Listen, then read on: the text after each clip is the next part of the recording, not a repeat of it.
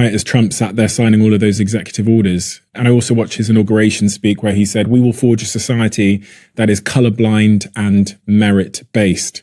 And he signed a bunch of executive orders last night to eliminate a variety of different DEI programs in the federal government, directing agencies to dismantle these practices within 60 days. And then over the last couple of months, we've seen Meta come out and dismantle and reverse some of their DEI programs. We've seen McDonald's, Walmart, Ford, Harley-Davidson, Boeing, Amazon, Toyota.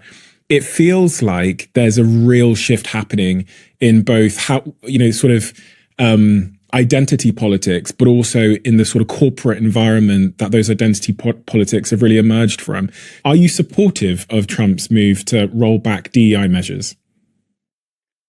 So I think there's a lot of nuance here. I would argue in universities, DEI is used as a giant misdirect from people such as myself who are enforcers of the caste system and wake up every morning and look in the mirror and ask ourselves the same question: how do I increase my compensation while decreasing my accountability?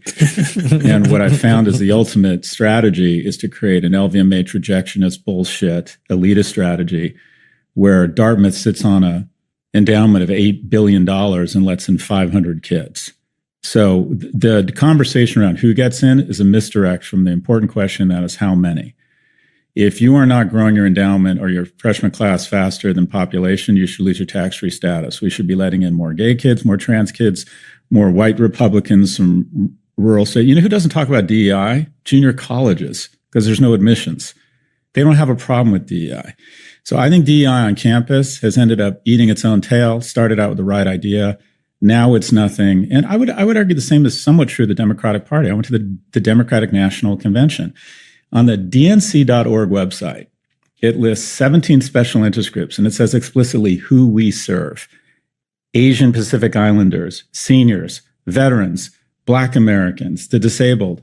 It basically lists, I added this up, 76% of the population. And when you say you're actively advocating for 76% of the population, you're not advocating for 76% of the population. You're discriminating against the 24%. It's gone too far. I would argue in the workplace, having served on 7 public company boards, and I'm going to do a lot of boasting here because I'm desperate for all of your affirmation, and 12 private company boards, there's still work to be done in the private sector. There still is a cycle. 40% of all venture capitalists and probably 70 or 80% of all venture capital deployed are white guys from just 2 universities, Stanford and Harvard. So I would argue universities, it's gotten out of control. I'd love to see the DEI apparatus disassembled, along with the ethics department, the sustainability department, the leadership department. These are all bullshit where we hire formally important people with no standards. They never get fired. It just translates to more student debt.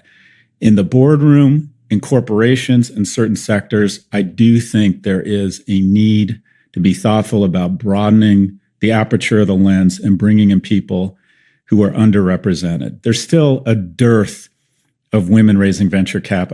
So I think it's nuanced based on sector. But to just say all DEI is bad, I want to move to where the University of California did in 1997. They don't have race-based affirmative action. They have adversity-based affirmative action. I'm a beneficiary of affirmative action. I had something called Pell Grants. I was raised by a single immigrant mother who lived and died as secretary, so I got grants. I had unfair advantage because I came from a household that was low income. And I think that there should be affirmative action, and I think it should be based on color, but that color is green. The poor need our help. The moment you start advocating for special advantage based on any external factors, I think at this point in our society, it probably causes more problems than it solves.